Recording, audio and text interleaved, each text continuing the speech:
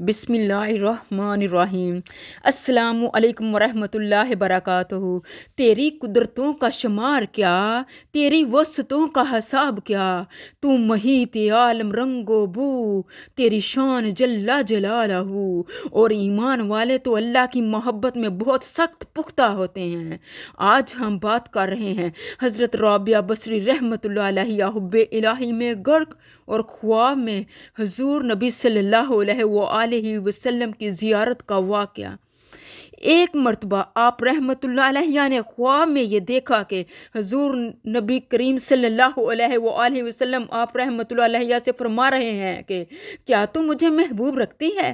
تو حضرت رابعہ بصری رحمۃ اللہ علیہ نے فرمایا کہ کون بد نصیب ہوگا جو آپ صلی اللہ علیہ وسلم کو محبوب نہ رکھتا ہو، لیکن میں تو حب الہی میں ایسی غرق ہوں کہ اس کے سوا کسی کو محبوبیت کا احساس باقی نہیں ہے۔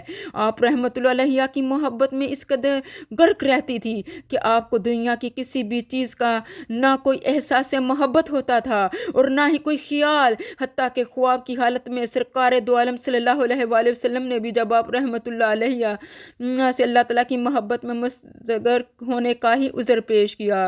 تمہیں یقین محبت نہیں ہے، حیرت ہے۔ خدا کا حکم محبت ہے، کن محبت ہے، دعا ہے اے اللہ ہمیں بھی اپنی محبت عطا کیجئے اور ان لوگوں کی محبت بھی دیجئے جن کی محبت آپ کے نزدیک کام آئے گی۔ اے اللہ ہمیں بھی اپنے دربار کا رازدار بنا لیجئے اور اپنی بارگاہ میں ہمارے لیے اونچا مقام اور بہترین ٹھکانہ بنا دیجئے۔